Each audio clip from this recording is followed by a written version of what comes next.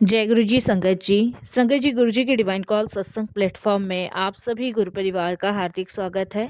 शुक्राना गुरु जी महाराज का कि उन्होंने मुझे ये सेवा दी कि मैं आप सभी गुरु परिवार के समीप आके गुरु जी के कल्याण महिमा अनुभव का वर्णन कर पा रही हूँ। अनंतम शुक्राना मेरे गुरु जी महाराज का। आज का जो सत्संग मैं आप सभी के साथ शेयर कर रही हूँ वो सुभद्रा आंटी का सत्संग है। ये बहुत प्यारा और ब्लेसिंगफुल सत्संग है, तो मेरी विनती है आप सभी गुरु परिवार से कि सत्संग को आप अंत तक सुने, ध्यान से सुने, पूरा सुने। सत्संग का मतलब होता है सत्य का संग, और सत्संग की प्राप्ति जब ही होती है जब गुरु कृपा होती है। तो हम सभी बड़े भाग्यशाली हैं कि हम पे गुरु कृपा हुई और हमें सत्संग सुनने का और शेयर करने का सौभाग्य प्राप्त हुआ। संगत जी, आज नए साल पे मैं सभी गुरु परिवार की संगत को जय गुरु जी बोलती हूँ और यही अरदास गुरु जी से करती हूँ कि ये नया साल आपके जीवन में खुशी, समृद्धि, वैभव, यश लेकर आए और आपके सारे दुख, दर्द, कष्ट दूर हो। 2026 सभी के लिए मंगलमय रहे और आनंद में रहे, यही मेरी अरदास है गुरु जी के श्री चरणों में। इसके अलावा संगत जी, आप भी अगर अपने सत्संग अनुभव शेयर करना चाहते हैं तो हिंदी में साफ राइटिंग में आप अपना सत्संग लिखकर हमारी जीमेल आईडी पर सेंड कर सकते हैं, ताकि आपके द्वारा सुनाए गए सत्संग से जो भी गुरु जी महाराज की नई जुड़ने वाली संगत होगी उन्हें गुरु जी के कल्याण, महिमा, अनुभव के बारे में ज़्यादा से ज़्यादा पता होगा।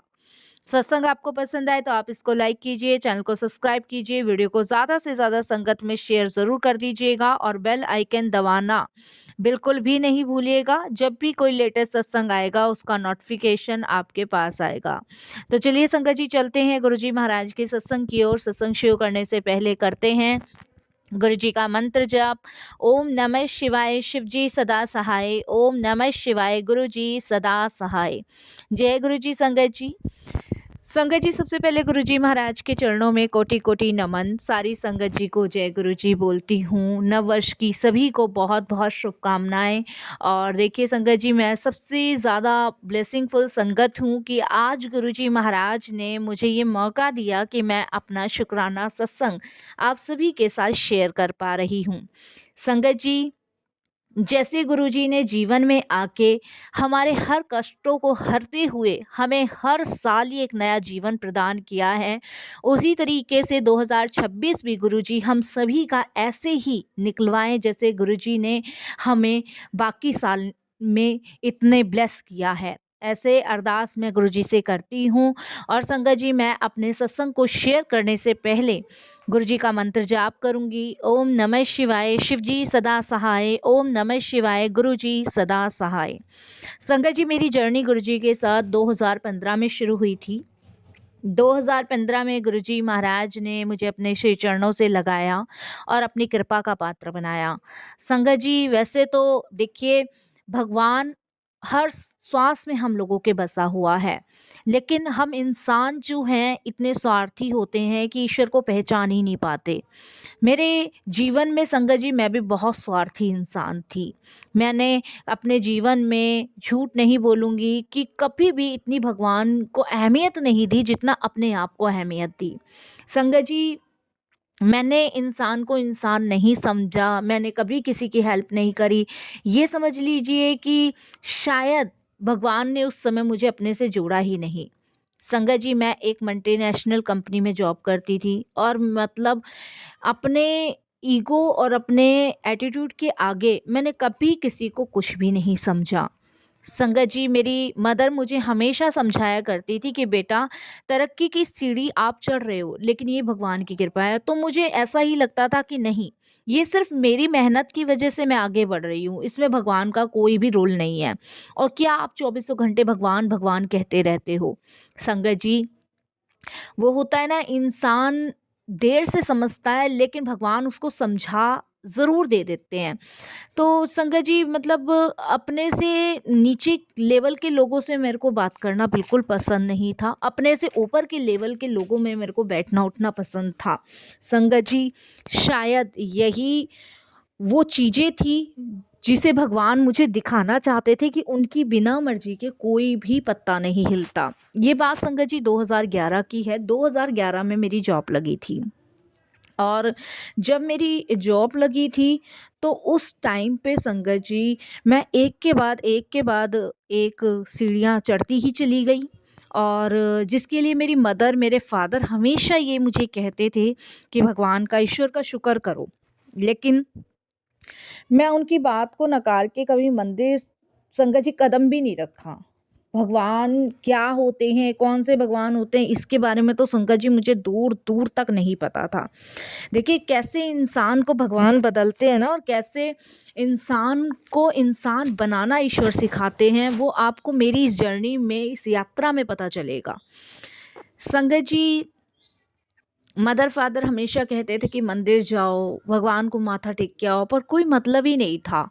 और जब भी संगत जी मैं एक सीढ़ी ऊपर चढ़ती, तभी संगत जी मेरा क्या था कि पार्टी करना है, एंजॉय करना है, और संगत जी अ, किसी को दान पुण्य नहीं करना, किसी मंदिर नहीं जाना, और संगत जी अगर कोई मतलब हेल्प के लिए आ भी जाए तो उसको हटा देना, भगा देना, ये आदत मेरे अंदर थी। संगत जी दिन प्रतिदिन चीज़ें बढ़ती ही चली गईं, लेकिन मैंने कभी सपने में भी नहीं सोचा था कि एक टाइम ऐसा आ जाएगा कि शायद मेरे पास भगवान के अलावा कोई और होगा भी नहीं। संगत जी 2013 में मेरा एक एक्सीडेंट हुआ। उस समय संगत जी मैं अपने फ्रेंड्स के साथ मसूरी जा रही थी, और संगत जी वहीं पे मेरा एक्सीडेंट हुआ। और आप बिलीव नहीं मानोगे, मैं, मेरे 2 फ्रेंड्स और थे। संगत जी उनको भी काफ़ी ज़्यादा चोट लगी, और साथ में संगत जी मेरा बहुत भयानक एक्सीडेंट हुआ। जब मेरी आँख खुली, तो आप बिलीव नहीं मानोगे, मैं हॉस्पिटल के बेड पे थी। संगत जी मेरी जब आँख खुली, तो मैंने देखा मेरी फैमिली बहुत भयानक वाली रो रही है। मेरी मदर, मेरे फादर, वो मौत का मंज़र देख के मेरी संगत जी अंदर तक की आत्मा हिल गई, घबरा गई कि ये मेरे साथ आखिर कैसे हो गया? क्योंकि संगत जी मैं आपको बता नहीं सकती, मैं हर चीज़ में अपने आप को परफ़ेक्ट समझती थी। मुझे लगता था कि मुझ में कहीं से कहीं तक कमी नहीं है, मैंने अपनी एजुकेशन की है, अपने दम पर की है। आज मैं मल्टीनेशनल कंपनी में जॉब कर रही हूँ, अपने दम पे कर रही हूँ। आज मेरे पास गाड़ी है, रुपए हैं, पैसे सब मेरे दम पे है। किसी का इसमें कोई भी हाथ नहीं है। आज जो भी अचीव मैंने किया है वो अपने बेस पे किया है। तो यही सारी चीज़ें मेरे माइंड में थी। लेकिन जब मैंने अपने आप को हॉस्पिटल के बेड के ऊपर देखा, तो आप बिलीव नहीं मानोगे, उस टाइम मेरे सारी जो अ, दिमाग में चीज़ें चल रही थी वो चकनाचूर हो गई कि एक मोमेंट मैं ये भी देखूंगी कि आज मैं हॉस्पिटल के बेड पे हूँ और मैं चलने में असमर्थ हूँ। उस टाइम मेरे मतलब आप बिलीव नहीं मानोगे, एक एक चीज़ जो मैंने अपनी गणना गढ़ रखी थी कि मैं ये हूँ, मैं वो हूँ, मेरे अंदर मैं का भाव था, वो एक-एक चीज़ टूट गई जब डॉक्टर ने ये कहा कि आप जो है अब चल नहीं सकते, और आप चल नहीं सकते, दूसरी बात आपकी बॉडी वो काम नहीं करेगी जो आप पहले करते थे, क्योंकि आपके अ, टाँगों में और आपकी कमर में जो हड्डियाँ होती हैं वो क्रैक हो गई हैं, चकनाचूर हो गई हैं। आप तो बस, डॉक्टर ने जब ये बात मुझे बोली कि आप तो सिर्फ भगवान का शुक्र मनाओ कि आपकी सांसें बकाया हैं, नहीं तो इसे भी जाने में कुछ देर नहीं लगती, क्योंकि आपका इतना भयानक एक्सीडेंट हुआ है कि आप 4 दिन बाद होश में आए हो। और संगत जी जब मुझे ये बात पता चली कि मैं 4 दिन बाद होश में आई हूँ, तो रियलिटी संगत जी मैं हैरान हो गई कि आखिर 3 दिन से मैं बेहोश पड़ी हूँ और मुझे पता ही नहीं है कि मैं कहाँ हूँ, कहाँ नहीं हूँ। 4 दिन से मेरी फैमिली हॉस्पिटल के अंदर है, रो रहे हैं, परेशान हैं, और मुझे पता ही नहीं है कि मैं हॉस्पिटल के अंदर हूँ। तो उस टाइम संगत जी जब डॉक्टर्स ने मुझे ये बात कही, तो मुझे एकदम से रियलाइज़ हुआ कि हाँ, मैं तो सिर्फ़ मैं के चक्कर में लगी हुई थी, लेकिन यहाँ डॉक्टर जो ज़िंदगी बचाते हैं, जो लोगों की जान बचा रहे, वो भगवान के आसरे, तो मैंने आज तक क्यों नहीं उनका धन्यवाद किया।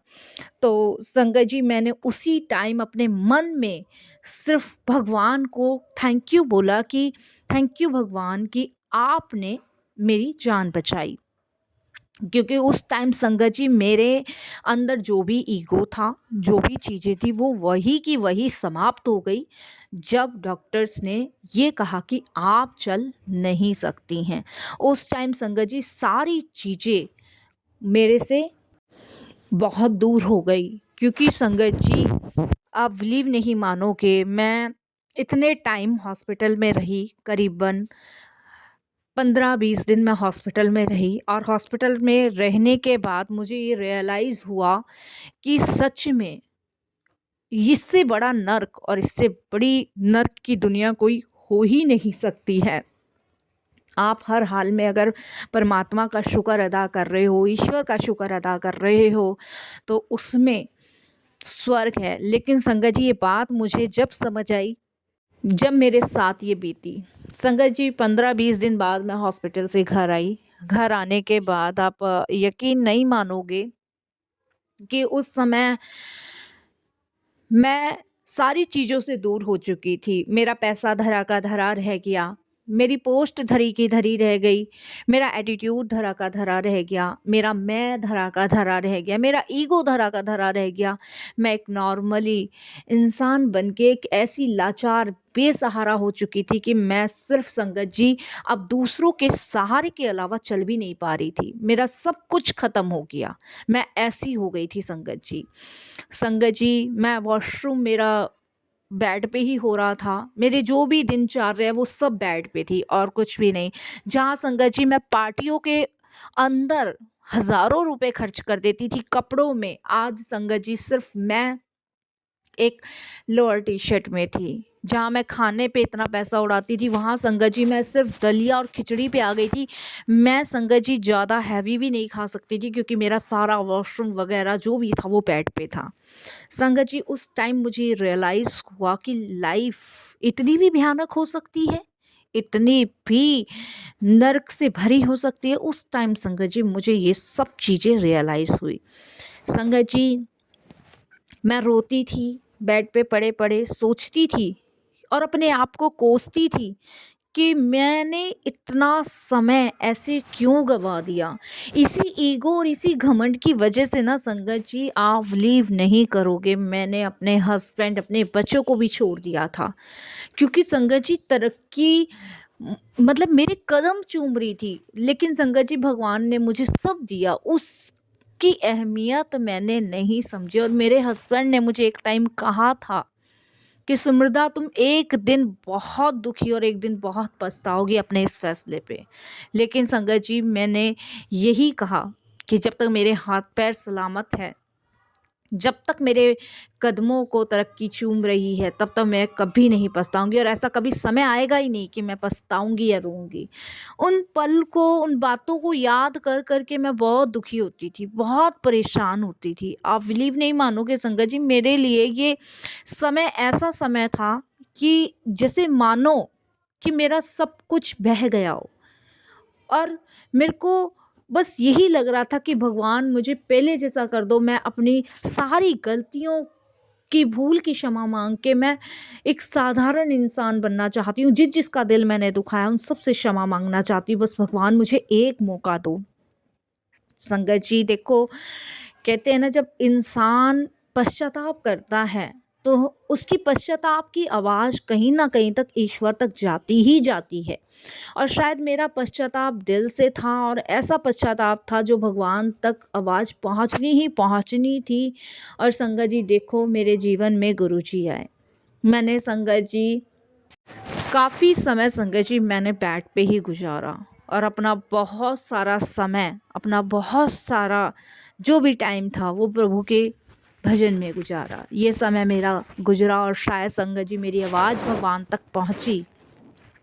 तब संगत जी मेरी एक बहुत पुरानी फ्रेंड है, और वो यूएसए में रहती है संगत जी, और उसका दिल्ली आना हुआ। और जब उसका दिल्ली आना हुआ तो उसने संगत जी मुझसे कांटेक्ट किया। कांटेक्ट करने के बाद संगत जी जब वो मेरे घर आई और उनको पता चला कि मेरे को ऐसे ऐसे प्रॉब्लम हुई है, मैं बिस्तर से उठ नहीं सकती हूँ, मेरा इतना भयानक एक्सीडेंट हुआ है, तो उसने मुझे बस एक ही बात कही कि तू चिंता मत कर, फ़िक्र मत कर, तू सिर्फ़ गुरुजी के मानना शुरू कर और मैं तेरे लिए वहाँ से गुरुजी का जल प्रसाद लाऊँगी। ये बात संगत जी उसने मुझे कही।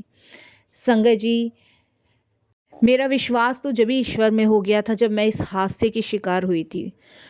उसने कहा मैं गुरुजी का जल प्रसाद तेरे लिए लाऊँगी और ये लॉकेट स्वरूप है, तू अपने गले में डाल। तू गुरुजी के सत्संग सुनने शुरू कर, तू गुरुजी के मंत्र जाप करने शुरू कर और तू देख तेरी कैसे सारी समस्या गुरुजी महाराज दूर करेंगे। संगत जी, आप बिलीव नहीं करोगे, मैं वो गुरुजी का स्वरूप लेके दिन रात संगत जी प्रार्थना करती थी। दिन रात उसने मुझे जल प्रसाद भी लाके दिया था। मेरी मदर उसी से मुझे मेडिसिन्स खिलाते थे, जो जल प्रसाद उसने लाके दिया था। और संगत जी, उसी जल प्रसाद से ही मैं अपनी मेडिसिन्स भी लेती थी, अपनी बॉडी पे भी मदर से कह के लगवाती थी और गुरुजी के सत्संग सुनती थी। जबकि मैं गुरुजी के दरबार गई नहीं थी। मुझे एक थॉट मिल चुका था, एक जगह मिल चुकी थी कि हाँ, तो मैंने आपको बताया ना संगत जी, मैंने भगवान की शक्लें भी नहीं देखी थी, आज तक नहीं देखी थी। मेरे अंदर इतना घमंड, इतना ईगो शुरू से ही था, शुरू से ही। लेकिन संगत जी, आप विश्वास नहीं करोगे, जब उन्होंने मुझे गुरुजी का स्वरूप दिया और मैंने अपनी आँखों से देखा तो मेरी आँखों से आँसू निकलने शुरू हुए। उसी गुरुजी के स्वरूप को लेके मैं दिन रात बस उनका मंत्र जाप करती थी, उनका सिमरन करती थी और उनके सत्संग सुनती थी। एक दिन संगत जी, मैं ऐसी बिस्तर पे लेटी हुई थी और लेटे-लेटे संगत जी मुझे ऐसा फ़ील हुआ जैसे किसी ने मेरे पैरों को ना दबाया है, बहुत ज़ोर से दबाया है। और जैसे ही पैरों को दबाया और मैं संगत जी चिल्ला पड़ी। मेरी मदर आई तो मैंने अपनी मदर को कहा कि पता नहीं मुझे ऐसा फ़ील हुआ जैसे किसी ने मेरे पैरों को ना कस के पकड़ा था। तो मेरी मदर बोलती है कि हो सकता है भई भगवान कुछ सही करने वाले हों। क्योंकि संगत जी डॉक्टर्स तो बोल चुके थे कि कभी सही नहीं हो सकते, क्योंकि पैरों की हड्डियां चकनाचूर हो चुकी थी, पैर बेजान हो चुके थे, जान नहीं थी पैर में, ना खड़ी हो सकती थी, बिल्कुल पैर में बिल्कुल भी जान नहीं थी।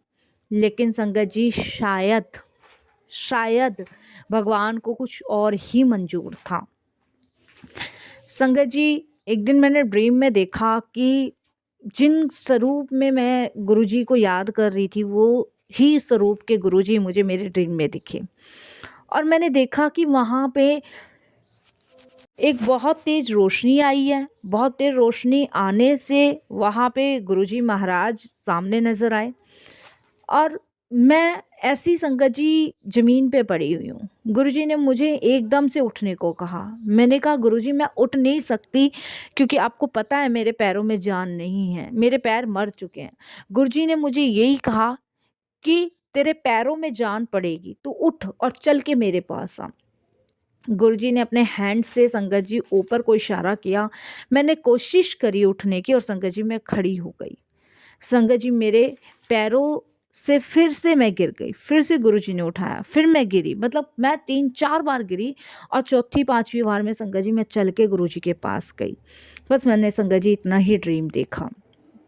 मेरी आँखों में संगत जी सुबह जब उठी तो आँसू थे और मेरे को समझ नहीं आ रहा था कि इस सपने का मतलब क्या है। देखिए संगत जी, यूएस से फ़ोन करना इतना आसान नहीं होता और वो भी संगत जी जॉब करती है, तो मैं उसको नहीं पूछ पाई। तो संगत जी मैंने गुरुजी का सत्संग सुना, क्योंकि इस सपने का मतलब मुझे नहीं पता था। तो संगत जी उस सपने में जिन आंटी का वो सत्संग था उनके साथ भी यही प्रॉब्लम थी। तब उन्होंने बताया कि गुरुजी महाराज जो हैं ड्रीम में आके भी संगतों का कल्याण करते हैं और उनको ब्लेस करते हैं। शायद संगत जी गुरुजी ने मुझे ब्लेस किया, मेरे पैरों को ठीक कर दिया और संगत जी वो ड्रीम में किया। लेकिन संगत जी जब डॉक्टर के पास मेरी मदर मुझे लेके गई चेकअप के लिए, क्योंकि संगत जी मैं व्हील चेयर पे बैठती थी और बाकी बिस्तर पे। मैं ज़्यादा देर व्हील चेयर पे भी नहीं बैठती थी, क्योंकि मेरे पैर जब लटकते थे सूजन आ जाती थी। डॉक्टर्स ने जब संगत जी एक्सरे मेरे पैर के किए तो डॉक्टर देख के हैरान थे कि इसमें इंक्रूवमेंट क्या हो रही है। संगत जी कैसे पॉसिबल था? डॉक्टर हैरान थे, पॉसिबिलिटी कैसे थी? क्योंकि अगर एक बार पैर मर्च पे ख़राब हो जाता है तो वो सही होने की तो दूर-दूर तक संभावना नहीं है। संगत जी ये चमत्कार गुरुजी का था। मैं और मेरी मदर समझ गए थे क्योंकि संगत जी हम दिन-रात गुरुजी के सत्संग सुनते थे, शुकराना करते थे और मेरी मदर तो एवरी मंडे संगत जी गुरुजी के दर्शन के लिए जाती ही जाती थी। वहाँ से मेरे लिए लंगर प्रसाद लेकर आती थी। और देखो संगत जी वो लंगर प्रसाद मैं इतने अच्छे से डाइजेस्ट करती थी ना कि मैं आपको बता नहीं सकती कि जैसे मतलब मैंने कुछ खाया ही नहीं है। इसके बाद संगत जी मेरी गुरुजी के साथ जर्नी शुरू हुई और मैं गुरुजी का सिमरन करने लगी, याद करने लगी। शायद संगत जी मेरे भाव अच्छे थे, मैं दिल से गुरुजी को याद कर रही थी, इसीलिए प्रभु ने मेरी विनती जल्द से जल्द सुनी। और आप विश्वास नहीं करोगे कि मैं बिल्कुल ठीक हो गई, बिल्कुल ठीक। संगत जी मैं ये तो नहीं कहूँगी कि मैं जो है 100% ठीक हो गई, लेकिन हाँ, मैं 80% ठीक हो गई। 80% संगत जी अब मुझे व्हीलचेयर की ज़रूरत नहीं पड़ती है, मैं डंडे से चलती हूँ। मुझे अपनी गलती का रियलाइज़ हुआ, मेरे पैर मूवमेंट्स करने लगे। डॉक्टर्स ने थेरेपीज़ करवानी मेरी शुरू करी। गुरुजी ने मेरे पैर ड्रीम में ठीक कर दिए थे, बाकी का काम डॉक्टर्स का था। बाकी का काम डॉक्टर्स ने करना शुरू किया। थेरेपीज़ हुई, मालिश होती थी, मेडिसिन्स चलती थी, इंजेक्शंस लगते थे और मेरे पैरों में फिर से जान पड़नी शुरू हो गई। जान तो संगत जी उसी टाइम गुरुजी ने डाल दी थी जिस समय गुरुजी ने ड्रीम में दर्शन दिया था। लेकिन धीरे-धीरे गुरुजी महाराज ने जान इस कदर डाल दी कि मैं वापस से चलने लग गई। तो मैं जितना उनका शुक्राना करूँ, जितना उनका धन्यवाद प्रकट करूँ, उतना मुझे कम लगता है। ये गुरु कृपा है संगत जी। बाकी मैं यही कहूँगी, बहुत सारी चीज़ें जीवन में गुरुजी के आने से सीख मिली और बस ये है कि मैं 80% सही हूँ, मुझे व्हीलचेयर की ज़रूरत नहीं पड़ती है। अब मैं संगत जी अपने काम खुद कर सकती हूँ। मैंने जिन लोगों का दिल दुखाया, जिन लोगों को परेशान किया, उन सभी से क्षमा माँगते हुए संगत जी मैं अपने जीवन की यात्रा को आगे चला रही हूँ और गुरुजी हैं जो साथ में हैं, तो इसलिए घबराने की, डरने की मुझे कोई भी लगती ही नहीं है चीज़ कि मैं डरूँ, घबराऊँ, क्योंकि अब मेरे अंदर जो मेरा मैं था वो गुरुजी ख़त्म कर चुके हैं। कहते हैं संगत जी सच्चे हृदय से, सच्चे भाव से अगर ईश्वर को आप पुकार